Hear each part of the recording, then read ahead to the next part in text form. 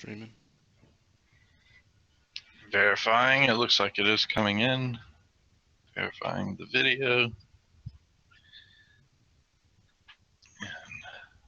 5, 4, 3, 2, 1. Video looks good on both streams, so we are live and on the air. Welcome everyone to the Foolish Tech Show. It is a lovely Tuesday morning, and we are here mainly to provide you with support and answer any questions about our products and services. If you have any of those, you can always jump over to foolishtechshow.com, and we have a few ways you can join our IRC chat from there and talk to us directly. Be more than happy to interrupt whatever we may be talking about at the time and focus on that instead.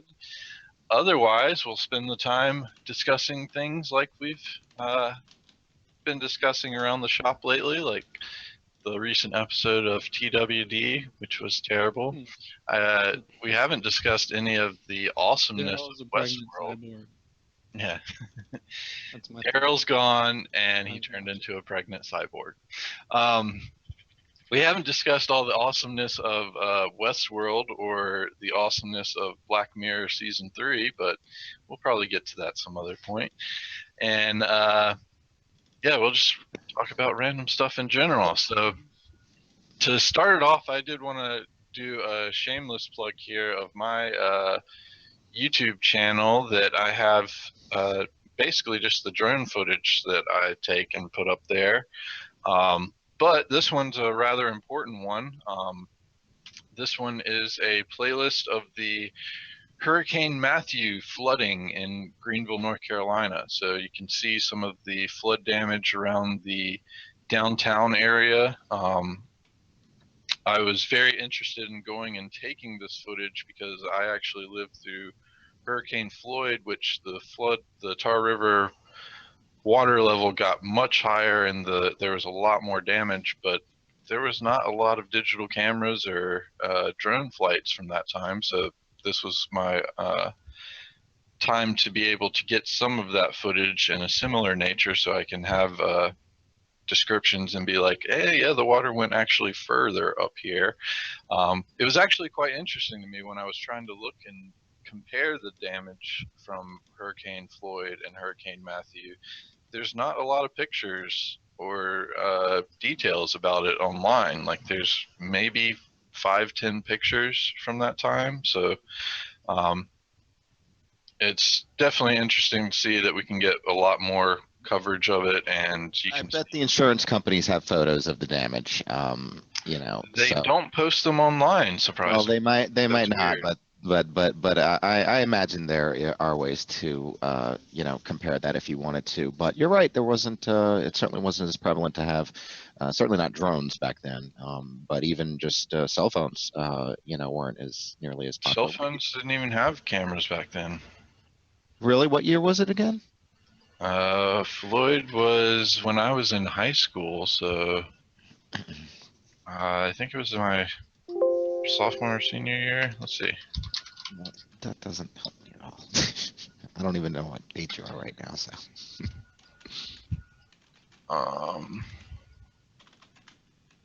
So it was in '99, September '99. I would have been graduate or getting out of college. But yeah, that was by far the worst one. The worst thing about Floyd was not only did it hit directly on eastern North Carolina, but then it dropped a ton of rain on eastern and all of North Carolina. And then it followed up by being basically in a rainy season. So there was two. Yeah, there was one before it, right? There was a storm before it, or right, and then Floyd hit, right? Wasn't that the case? I don't know. It was bad. I heard. I'm not sure about that. I just remember the actual flooding from Hurricane Floyd, which it was to the point where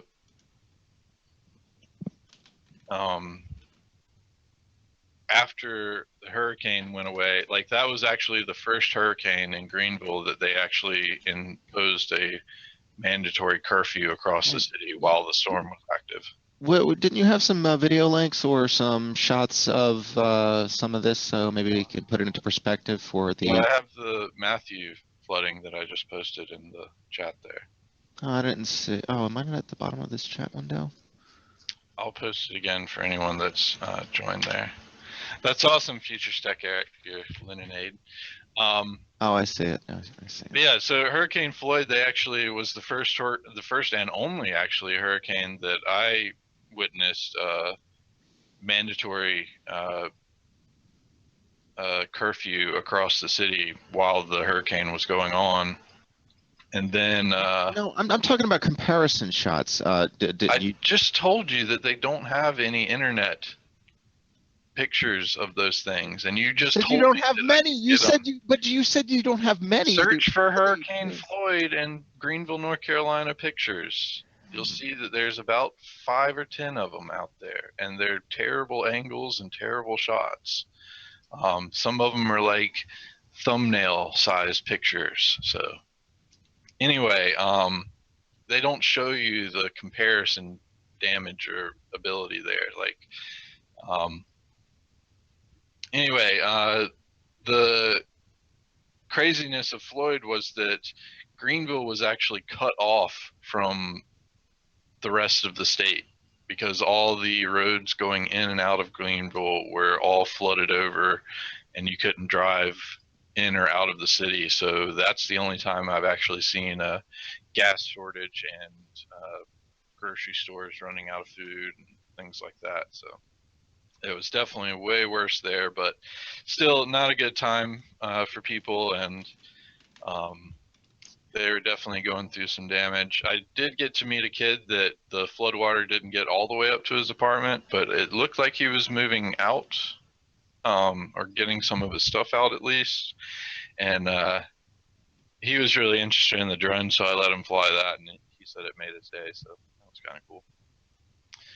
But it was interesting being able to see from that angle all of the flooding around the neighborhood I basically grew up in. So thought that was cool. And then I also got some other footage up of the farmland that I had also grown up on, my grandparents' farmland and the church we saw. So if you wanted to check those out, you can check those out. I know Shoot was looking forward to those, so I'll go ahead and ping him on that as well.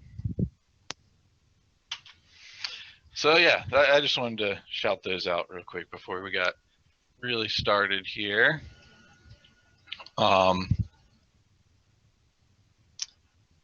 It is crazy to see. So anyway, Phoenix has got a whole bunch of links already for us, it looks like. And Michael, you had one that you brought up on the show completely out of context. Did you want to go over that one today? Yeah, I would enjoy that. Just wanted to this was that looked like it told us a little bit more details. Although you're right, not a lot of pictures. But I was maybe concerned with even just figures as far as like a height of water and things like that. But anyway, we'll move on. So the basically the RowHammer attack we talked about on the show a while back now. RowHammer attack is a technique where someone bombards a certain portion of memory, a specific memory cells over and over and over again, causing adjacent cells to flip their bits in a predictable fashion. And this attack was demonstrated against, at the time. I'm gonna have to use that in some way today. It was. Don't go flipping your bits on me, jeez. Yeah, so it was demonstrated. The attack was demonstrated against DDR3 and DDR4 modules at the time. I think I have a link for that. Now those modules, some manufacturers' modules were affected and some weren't. And they the overall idea though is that the density, the chip density has gotten so high, if special special precautions have to be taken for this attack to succeed, to not succeed, and that's what you would want to protect against. So anyway, long story short is that the same attack has now been proven. Previously, it was always done on x86 hardware, and now it's been proven to be done on ARM devices, and specifically all Android phones, or many Android phones seem to be vulnerable to this, but it can oftentimes vary from model to model. Because it's very common for manufacturers to multi-source their ICs, their RAM and whatnot, and those there's the actual article, I believe. Oh, thank you so much, Phoenix, for that sample. I was looking for that. I had a portion of that, but it didn't. I wasn't able to get the infection to take place, or the actual encryption to take place. So thank you so very much for that. But the RowHammer attack, so many devices are compromised. Many of Samsung models. Does this mean that I can root my phone now? So the S7 wasn't on this list, but there is an app you can download and run. Let me see if that's what I kind of feel like. Some of these attacks are like actually a good thing, because manufacturers and carriers lock down the phone so much you can't even root your own phone and get like above user level permissions on. So I kind of like appreciate the fact that they're able to root these devices. Well, I mean, I do too in that sense, but it does prove that a lot more devices are vulnerable to this sort of attack than they maybe initially thought, and the implications before they thought that this would just be an issue for reliability for the machines. If they're flipping bits or whatever, you'd think that there would be consequences, but it doesn't just happen randomly. It's very deterministic, and the attackers have been shown to exploit it in a predictable manner, meaning they can selectively choose what bits to alter, and the way, I guess, there are mitigations that, for instance, Android and the Linux kernels and other things could do to mitigate this type of attack and make it a lot harder for it to succeed. So this isn't the end of the world for anybody or anything, but it brings it to the forefront of attention, and hopefully, maybe IC manufacturers, RAM producers, I was a big fan of G.Skill because they were seemingly resilient to the RowHammer attacks, and I don't know all of the ICs involved, but it'd be nice to get to a point where RowHammer isn't a concern, both from the point of reliability, from that aspect of it, as well as the point of security.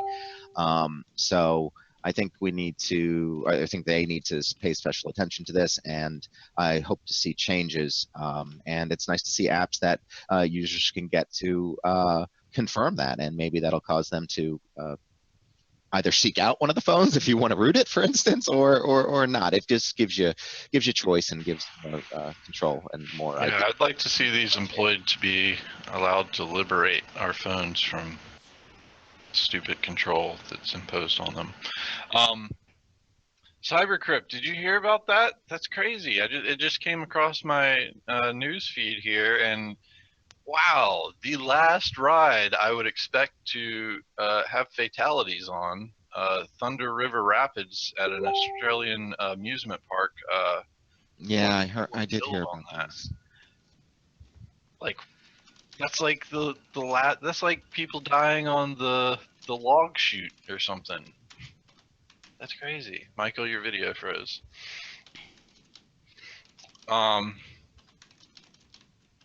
And Phoenix points out the dirty cow Linux kernel flaw that allows non-admin users to write to read-only files and become root as well.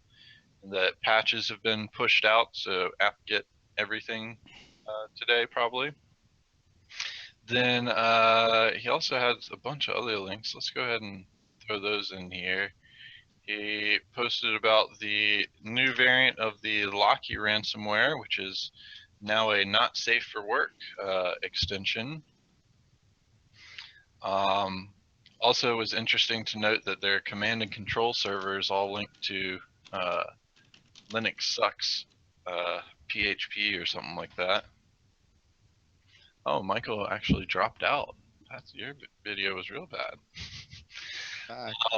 He also pointed out that Distrusting new WoSign and StartCom certificate from Mozilla, and that there is a new easy to boot beta out. And we used to use StartCom. Do what? Actually, I think we do use StartCom. Oh, so maybe we want to read that article and see more. Yeah, we probably should. No, we used to use. No. Oh, I know we used to use StartCom. I don't know if we're using them now or not. Proctor, your keyboard's very loud. Sorry. Oh wait, no, we don't use StartCom anymore. Never mind. Okay. Our old site was used the StartCom, and our older digital signatures on executables use StartCom, but not anymore. Glad we made the switch before this, apparently. Or not Digicert or something else. That's right. He also pointed out WhatsApp video calling is now available. My mom and grandfather really enjoy that app. I haven't really used it. Oh, Proctor, pay attention. Your iPhone can get hacked by opening a JPEG, PDF, or font file. That's not good. Oh, I'm pretty careful about what I open up. I would hope so. Don't open email attachments. So this one was a story that I was really interested in. So we all know about the DDoS that happened this past Friday, and the Mirai that the source code was released for, that was what took down Krebs' own security site. Well, apparently the Chinese electronics manufacturer that had a major role in that is actually going through and recalling a lot. I'd like to commend them for that. That's a bold move on their part, and I was convinced that basically nothing would be done about this from the manufacturer's point of view. But wow, that's impressive. I'm glad to see that. I read in one of the articles I had that they had a terribly translated English statement. It was something along the lines of every major internet company has these issues. We're fine with having it at least once, but we're going to make the appropriate changes to prevent it in the future. So definitely is good that to see a company taking they're action. living up and taking responsibility, and just, but I mean, and they're making a statement that's largely true, right? I mean, that's not like a PR thing, right? I mean, I hate the statement of, hey, everybody else has it happen, I guess it was our turn. Well, I know, but I like honesty though. I don't like that statement either. But that's what I'm saying. It's negative PR. In other words, he was basically telling the truth. And that's the way I look at it. Yeah, don't use it as an excuse that just because, I walk off the bridge just because everybody else did. You're right, but I don't look at it that way. But I guess I'll take what I can take, what I can get when it comes to this type of thing. The manufacturer didn't have to do that. There was no legal, I don't think, obligation for them to do anything like that. But there's a trust issue, I think, with consumers, right?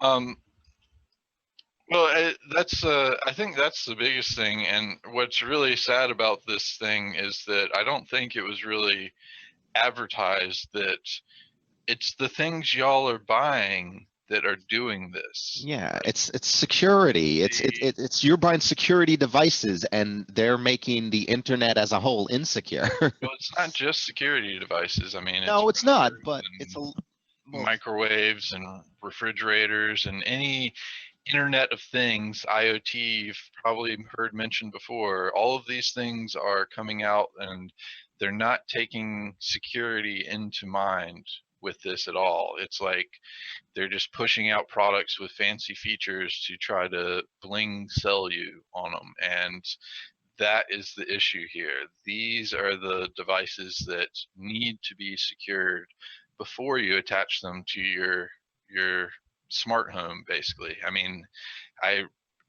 there's movies about this, but I can't believe that people are fine with turning their houses into smart homes without knowing if they're secure or not.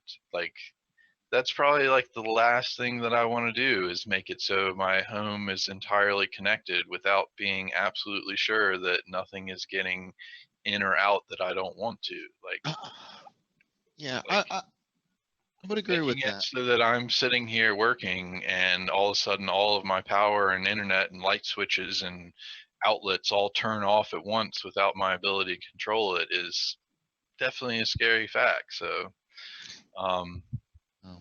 it's Well, it goes back to the same thing. What, why isn't security thought about with our power stations? When it comes to being able to be hacked and whatnot from the outside. Yeah, all sorts of issues. It's not just yeah. I a- like Eric's Internet of Terror devices. That's a good way to say. Internet of Terror. Yeah, well, that's what they're being used. They're being leveraged oftentimes by But foreign governments as that's weapons. I guess that's know? what I'm saying, is like it seemed like the news coverage was more focused on who did this attack, why this attack was done. Like they were saying, like I think Yeah, what can you do to fix this, though? yeah, that's what they need to focus on, is Yeah, that, you're hey, right. you know why this attack happened? You know why you couldn't get to Netflix Saturday or Friday night?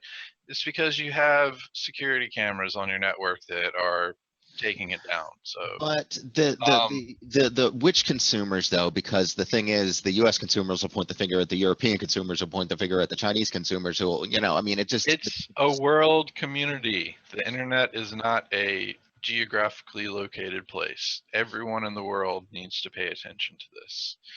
Um, anyway, I think the focus should have been more on the fact that it's the devices you own that are causing this issue and the security implementations of it, and we need to demand higher security. So I you think really there think was that everybody's going to throw away all their devices because Michael. That's not what I said. well, And if what's you the let me fix? What's finish, the fix you then? let me finish, I would be able to tell you. That's how conversations work. Um, basically, one of the tweets that I saw out there was that the best way to implement this is to have regulations and fines and possibly jail time for companies that release insecure devices. And that's how the fix is going to come about, is that if not only consumers but There's a also the law. government require that their devices be secured, and That'll increase the cost of those devices, and that's fine. that. So That's fine. That's going to be how it's going to have to be. well, that's not going to fly in the U.S. So Well, that's also why we have a bunch of insecure things here in the US, is because people want cheap, not secure. So, anyway, let's move on from that. And there's actually, no, before we move on from that, from what I understand, it was actually WikiLeaks supporters that implemented the attack. I've heard a lot of different things from They're the ones that claimed responsibility, and Julia Assange came out and said, please stop it. this attack, because they were doing it because apparently the U.S. forced control over Ecuador to cut Julian Assange's internet connectivity because of all the WikiLeaks documents he's releasing currently. But still, it's just not. It's crazy that all this stuff happened that way. And again, the focus shouldn't be there. It should be on these devices that are being released insecurely. So, all right, one other link that Phoenix had was the Russian hacker behind LinkedIn breach, also charged with hacking Dropbox and FormSpring. So if you have any of those, definitely go ahead and change your password. There is one other mitigation to the attack, that you don't have to change the devices or anything else, and you can get security. The way that they communicate and are effectively used requires that UPnP be enabled. Yeah, Okay. definitely disable UPnP. I have that disabled on everything. even if you have an Xbox, just get over your Xbox not having internet, because it almost requires UPnP be enabled. But Well, yeah, and that's the problem. You got to make some tough choices if you, unless you're willing to, enact a law like Brantley described. Although I have worked, since I worked with Comcast, I had a number of people that we disabled UPnP on, and then their Xbox wouldn't work. And there are ways to open specific ports for Xbox.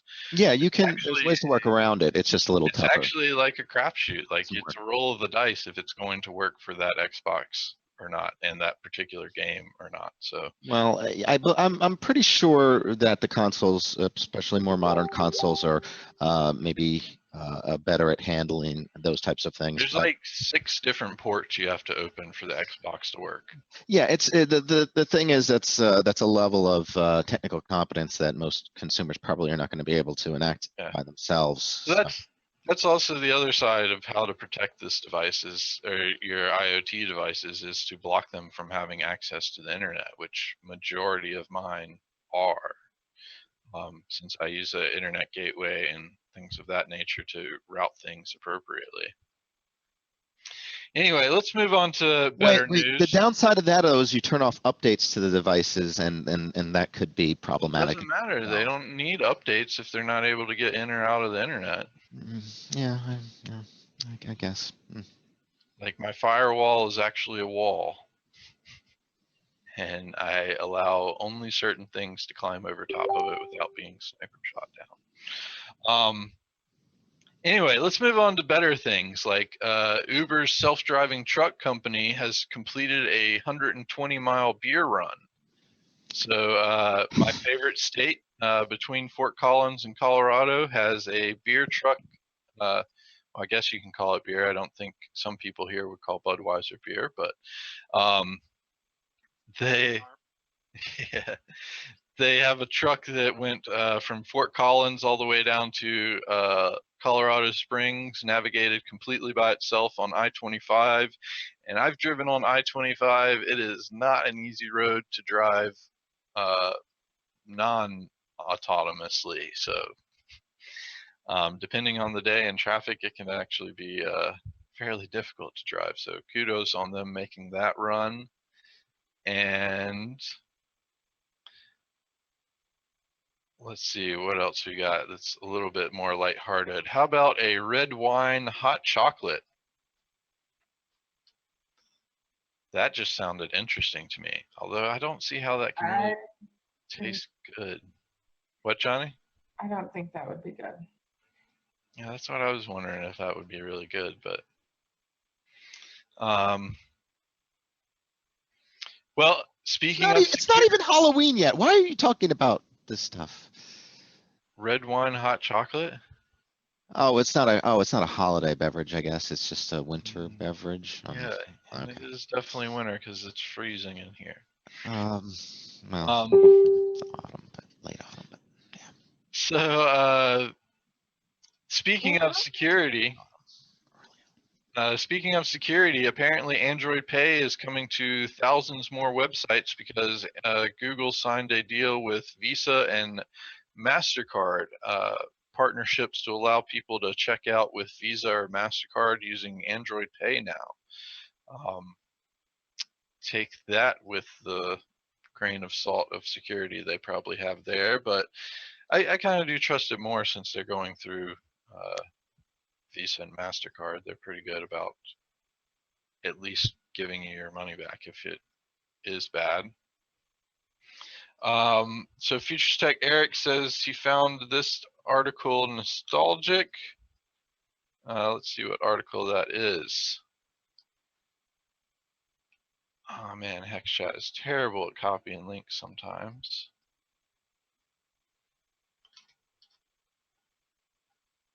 Snap back to the first computer virus the FBI cared about. And which one is that? The Melissa virus.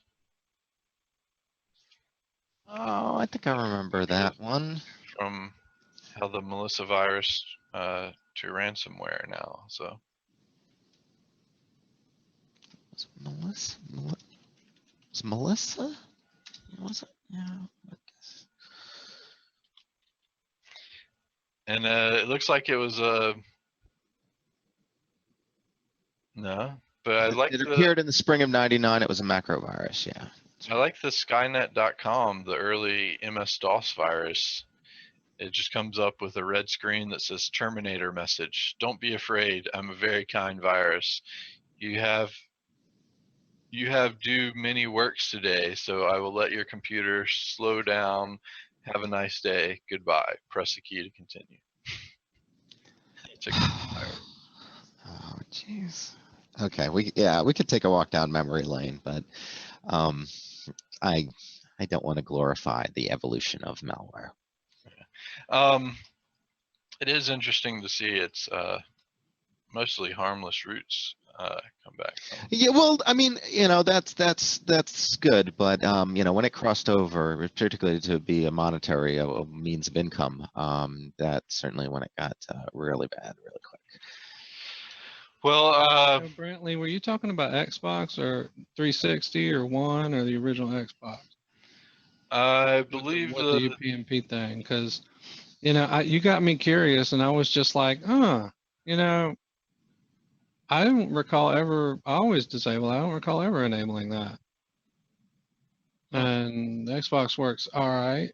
I can't say it worked great at first, and I don't really remember. I haven't opened up any. Yeah, I haven't had a problem, but I don't use it for gaming. well, I only use it this for. was also 3 to 4 years ago, so whichever version was out around then. And Okay, yeah, it's probably the 360. I don't. I I have a actually 360, and it's shut works up. without you. I actually went looking in my configuration for the Unified Gateway, and it doesn't have an option to enable or disable UPnP. It's just disabled. And the only way to enable it is not through the interface, but you have to like SSH into the gateway and do some command line wizardry. like Props. this is the Xbox page for the Xbox 360 on ports it requires open. Looks like 88, 30, 74, 53, and 80. So it looks like it even contacts its own DNS server for that stuff. And then they also have 1863 if you're using the Video Connect. Yeah, well, props to Unify for seriously making that difficult to turn on. That's good. That's what I'm saying. Like that's it's really a crapshoot between if an Xbox works or not. Like we would. It did have trouble for a while. I don't remember. And maybe they did some updates with it to reroute things or something like that. I mean, that is the nice thing about those, but yeah, it hates that it's not wireless. It absolutely hated that. I remember that. Like that I actually have a cable plugged in. Like every device I have just throws a fit when when it's hardwired. It's just like it doesn't work with other devices that like your phone app and all that. Anyway, I'm sorry. Interesting. So another article another thing I pointed out was The Shining is coming back to theaters. So if you are like most of us that have not seen it in the on the big screen, apparently it's coming back to theaters for Halloween, and take advantage of that. Go see it on the big screen. That is probably one of the greatest horror films of all time. And if you have a chance to watch it on a big screen, you should definitely take that opportunity. Jack Nicholson one. Yeah.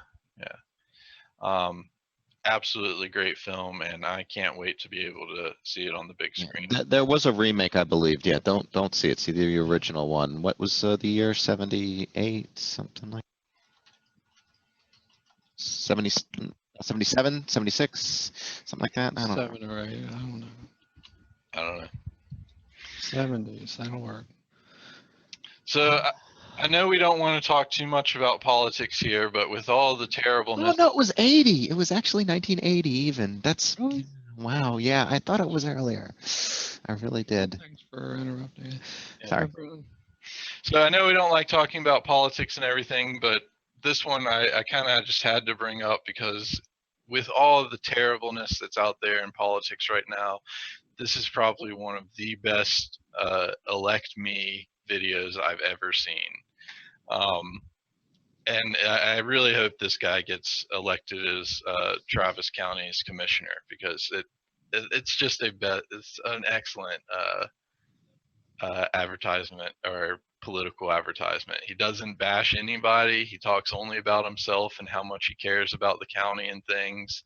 And the basis of the video is his family is pleading that you elect him because he doesn't have anything else to do. That's hilarious. So like he just stands around all day like talking about the county and how he'd like to help and things he can do for the county, and they're tired of it. They want him to go work, so please elect him so that they don't have to listen to it. Just it's refreshing to see something like that come up, and I was really glad about it. So I got a kick out of it. Hey Tank, I saw something you might like. What's that? Have you heard of the Swedish log stovetop? I know we've talked about other random like stovetops and like burners and things like that, but this one was quite ingenious. So you split a log into 4, and then it's basically just a metal plate that holds the log standing up. You fill the insides with tinder and stuff, and then the logs turn to coal basically and heat up whatever you put on top of it. I've seen things like it, although without the metal plate. Yeah. I've seen people bundle them together. Yeah, I think the metal plate is what really did it for me there. I thought that was super awesome. I kind of wanted to check one out, but I don't have the thing, or I don't have the ability to get one. So, I think you can. Well, you are limited on the cook time because eventually, you know, you may the support. logs can burn for quite some time. So. Yeah, big one. Yeah, I guess so. Hi, Brian Mitchell. It's actually not that hard once you get the log split to put them back together and build a fire in the middle and let it drip down. This is just the first time I've ever seen it with the stovetop cooktop on it. Yeah. I thought the Looks like it'd be inexpensive. Looks like it'd be. I thought it would be easy for a blacksmith to make, definitely. On that same note, this may also interest you, and it definitely interests me because something electronic that I can carry around that's probably waterproof and starts fires is pretty awesome. You might have heard of this flashlight that's able to start fires, but now they've made it so that like it's smaller and more compact and easier to carry, and like you can cook an egg on it. That's pretty freaking awesome. It's important. Super freaking bright. Yeah, that's what definitely what I'm going to be looking for in any flashlight I purchase in the future. Can I cook an egg on it? Whoa. Is it? I didn't know I needed that feature until just now. Is it producing enough heat? I mean, I don't like the idea of it producing that much heat. Well, don't hold it up to your head. Yeah. How long do those batteries last, I wonder? I have no idea. I don't even know what kind of batteries it takes, but it's got a 2300 lumen output, so. I imagine it's rechargeables. It's just a built-in rechargeable. Yeah, comparative to other normal flashlights, you'll see probably 60 to 120, depending on how much you invest in it, lumens coming out of them. So 2300 lumens is a massive. Is that like blinding? I mean, I don't think you should point this. I would imagine, yeah, if you stuck this up to your eye, it would burn your eyeball out. So don't it's try. Like a lightsaber. It's almost like a lightsaber. It sounds like. I mean, it almost sounds like it's dangerous in certain ways. But. So I had not heard about this being touted a lot with the new Google Pixel XL, but apparently they took their modular component design and actually made it useful. So the Pixel XL has modular components that are easily replaced. So if you have to replace a screen, apparently they made it easy for you to tear down and replace pieces and parts of it. So awesome job on that. That's the kind of innovation I'd like to see, because if you've ever been in cell phone repair or tried to get cell phone repair, you'll know it is not an easy task for the most part, especially like iPhones now require like tens of thousands of dollars worth of equipment to be able to replace the screen on it. So pretty crazy there.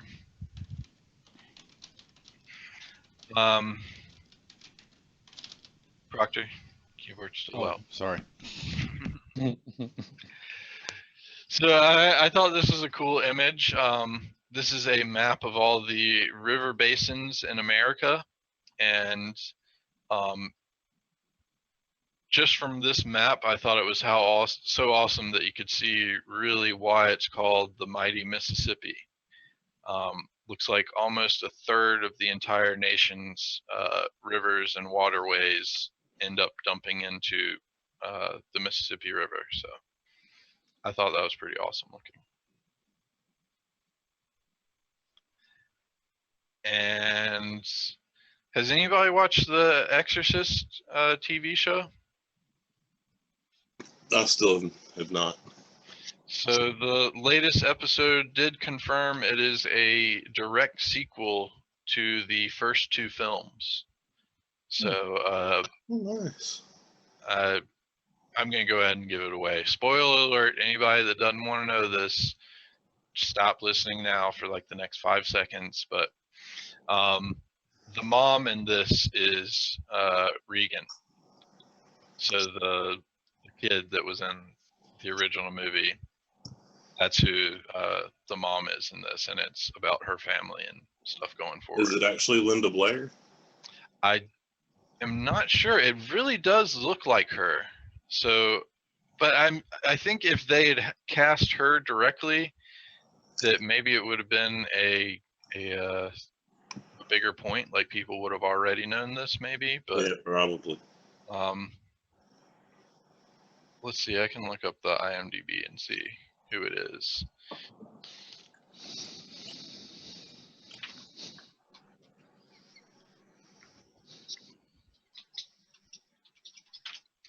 Let's see here. Oh wow. No, it's Gina Davis. Yeah, it's Gina Davis. Oh, okay. She's a good actress. But that is no Linda Blair. No. Honestly, I do highly recommend it. It's it's turning out to be a fairly well done show so far.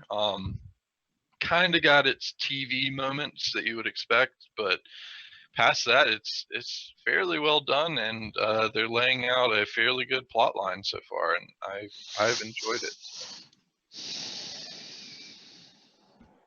I would definitely feel fine recommending it to everyone to check out at least. So, speaking of Black Mirror and how awesome it is, season 3 was just as amazing as season 2 and season 1 and the Christmas episode. Netflix has done a superb job. I can't wait for them to come out with season 4. But if you haven't heard of Black Mirror, it's basically what can happen when tech goes wrong. Proctor, is this the one that you required psychological treatment after? Black Mirror, I think so. Yeah, I would the first episode was about the British Prime Minister. Yes, that would be the one. Yeah. Insane show. It takes everything that you know of today and makes you scared to wake up tomorrow.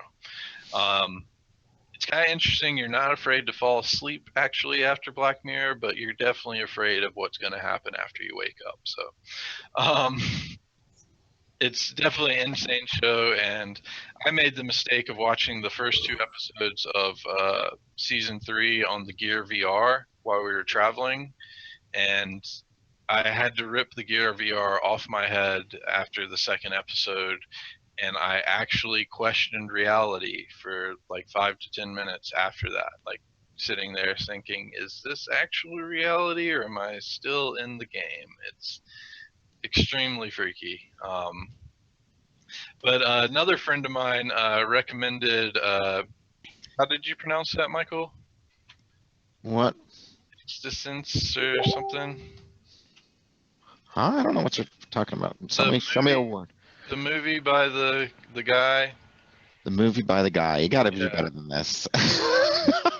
David Cronenberg. David Cronenberg. Okay, Whatever. This was yesterday. You're talking. Lunch. Okay, so Naked Lunch is what we're talking about. Okay, yeah. No, Naked Lunch is not what we're talking about. We're talking about this one, Existence. Oh, Existence. Yes. Yeah.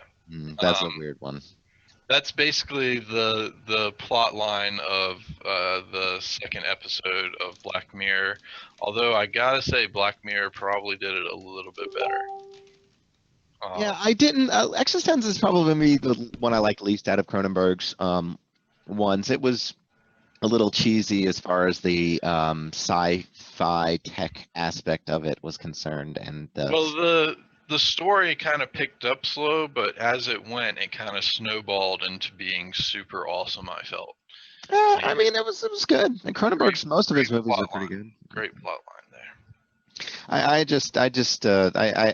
liked his other ones better. That didn't go that route. But anyway, I'll definitely check into him more and see of his other movies. So I thought this was interesting, and I'm going to post the Slashdot link because there's a few articles off of it. But apparently police are considering flying drones armed with stun guns because stun guns in the hands of police directly have worked out so well that they don't have memes like "Don't tase me, bro." So I am. Well, frankly, I'd rather them use tasers. I'd rather them use tasers more and guns less. But yeah, please don't give the police drones with guns on them. Yeah. That would be a terrible option. But completely opposite news, though. Apparently, Sweden has effectively banned camera drones. And they essentially say that this is surveillance and that you have to have special permits in Sweden to perform surveillance. And it was kind of confusing for people because you can take pictures in Sweden in public just like you can in America. So it's not like it's against the law to take pictures or video in public. So they're not sure how it qualifies for surveillance, but their Supreme Court is the one that ruled on this. And essentially, if you go to Sweden, you're not going to be able to fly your drone with a camera on it. And they don't even make exceptions for journalists or filmmakers. So I would think that's going to cut the likelihood of things being done in Sweden in general. Like I would think it would be impacting them badly. But I thought that was pretty crazy that that's the first country that appears to have basically banned commercial drones because most all of them have cameras with them.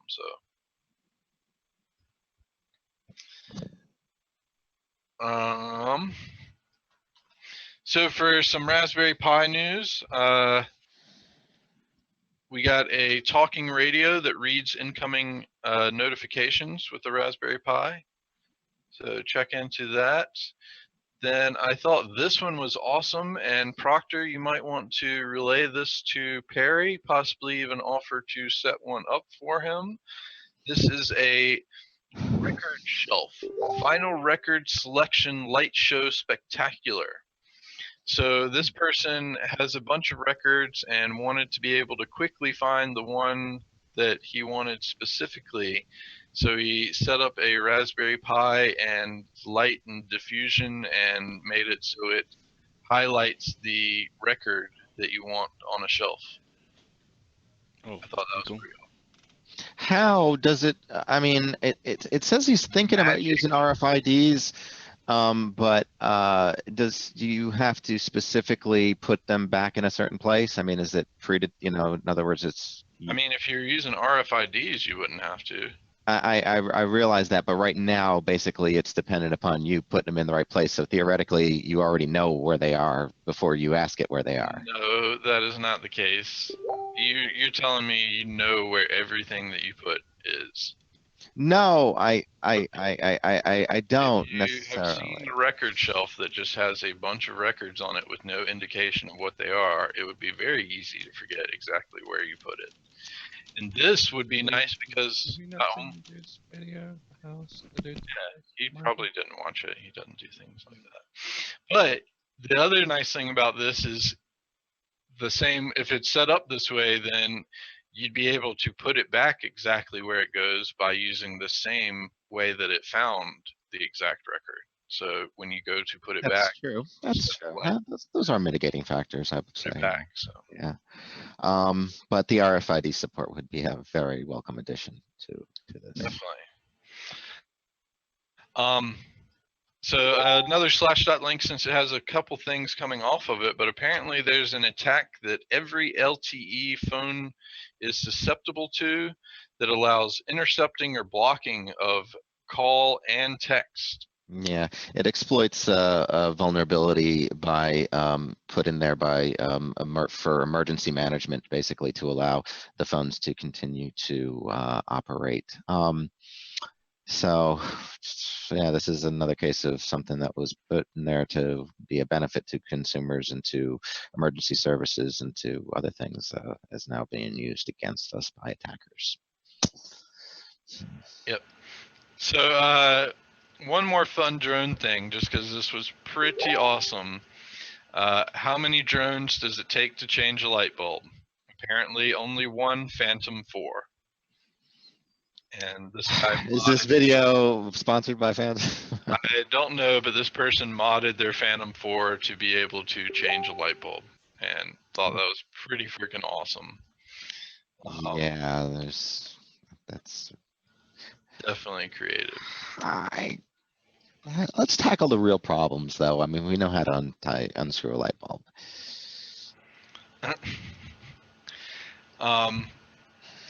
So, I like the X Prize is out there. By the way, it's a women improvement X Prize, but they're basically trying to create water out of the atmosphere at little to no cost, because India has a huge problem with water filtration and the groundwater supply being polluted. Let me look at that. Let me look that up. Hold on, and get you guys a link to that. Yeah, the Women's Safety X Prize, I believe it is. So Brian Mitchell posted a link to the Drone Racing League, and let's check that out. Oh yeah, this is the one that's going on ESPN. It is pretty awesome. I watched the one they did in what's that country? The one with all the really rich Arabians. Got the highest tower in the world, Dubai. What's that called? What's that place called? Qatar? What? No, United Arab Emirates? yeah, that's the one.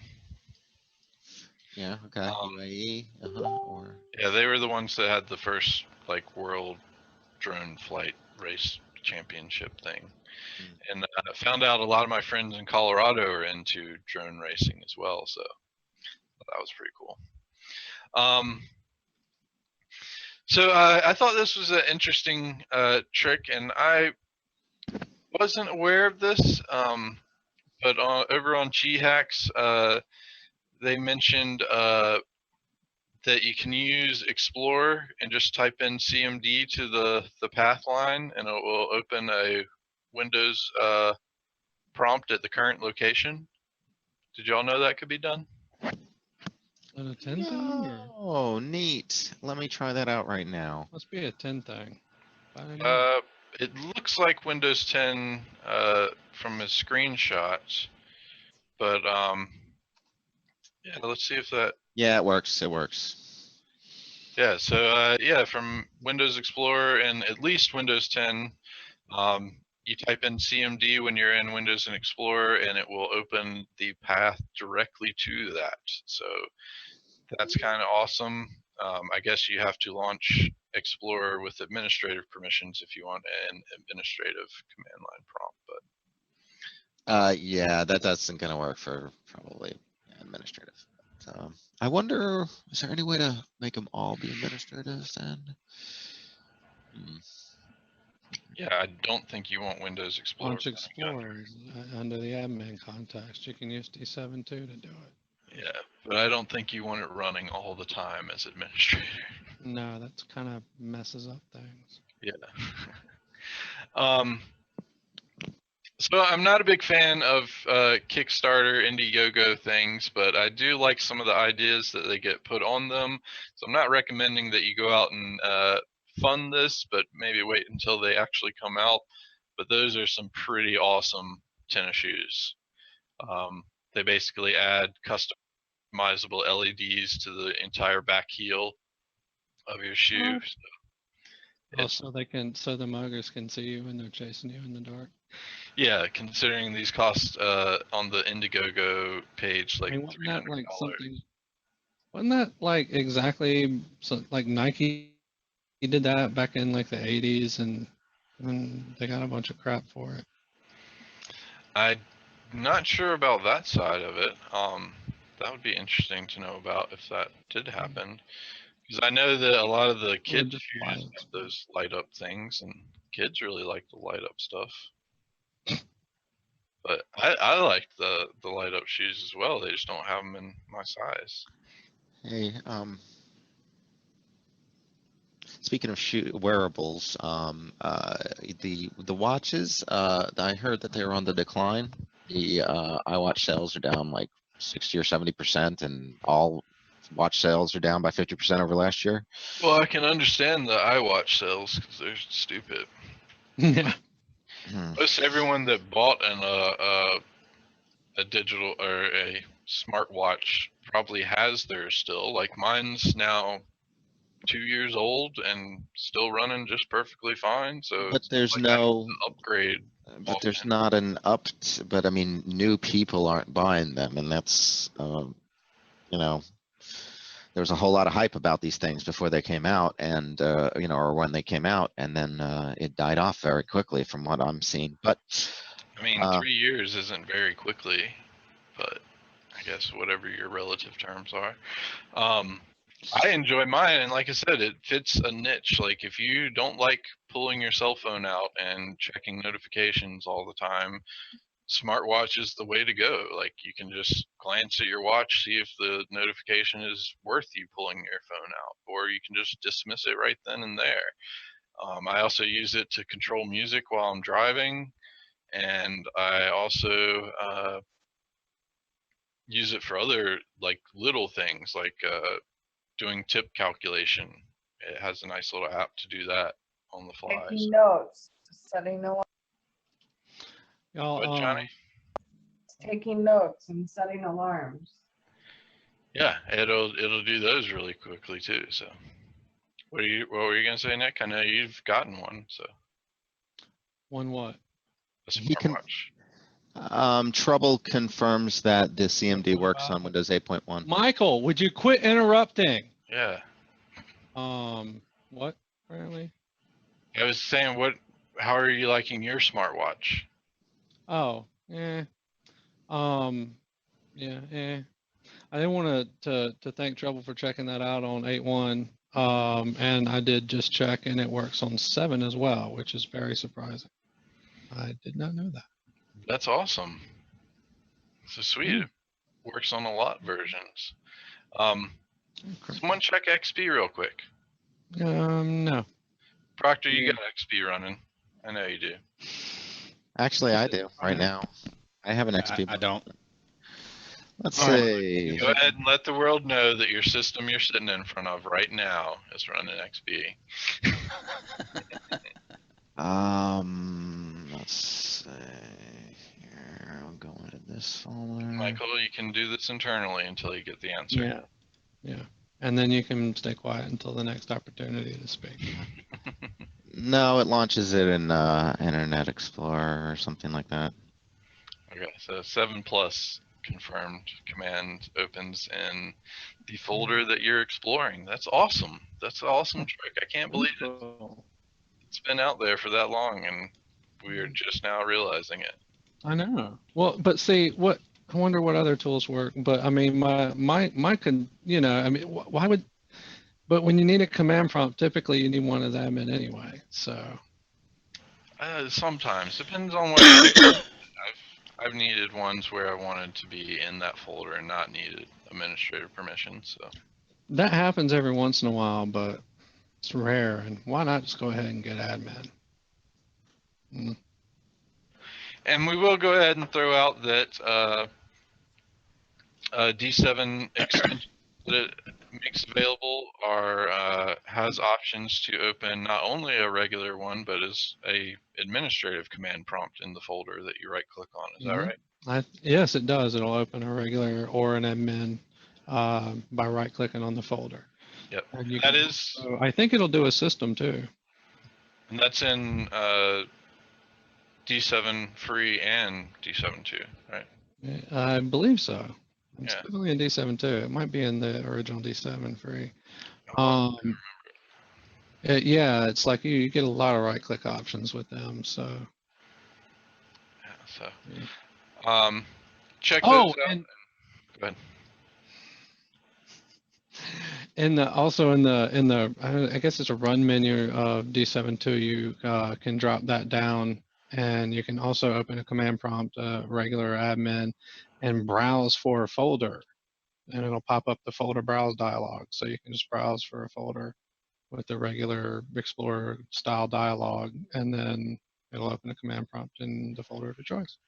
Super awesome ability. And I'd actually like to go ahead and mention that for the most part, I don't know if my current system has it, but I was in the habit of, on my main system, going in and installing those extensions and not removing them when I closed the session on my main system, just so I could have those extensions available for general usage. So, long ago, before D7, there were the Foolish IT shell extensions, and they were basically an earlier set of those.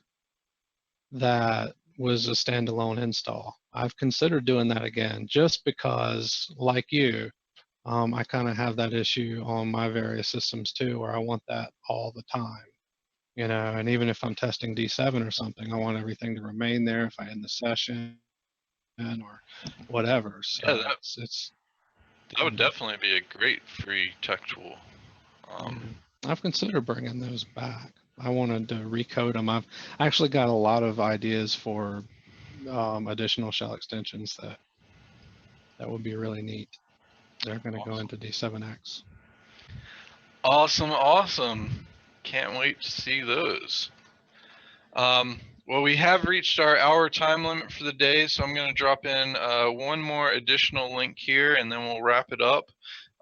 Lifehacker has found out that you can get unlimited Wi-Fi on flights and bypass paywalls by using a VPN, essentially. So you connect to the Wi-Fi and use a VPN, and most of them are not locked down to where you're going to be able to get internet through that. So either have a VPS set up with your own VPN service running there, or just get a regular VPN service. And highly likely that they're only locking things at the HTTP front port. So like if you try to browse anywhere, it'll bring you to the paywall. But if you connect to a specific location, you can connect and then use that to browse without using their paywall. So thought that was an interesting little hack. I'm sure those are going to get reconfigured right quick now that it's been publicized on Lifehacker. But if you fly, maybe you can try it out, see how long it lasts, and go from there. Maybe not so quick though. Yeah, they might not be very quick about it. They do have other priorities in the flight business. But All right, so that is our show for today. I want to thank everyone for joining us and contributing and being here. And we will be back tomorrow at 2 p.m. for our Wednesday show. Again, we are here mainly to provide support and answer any questions about our products and services.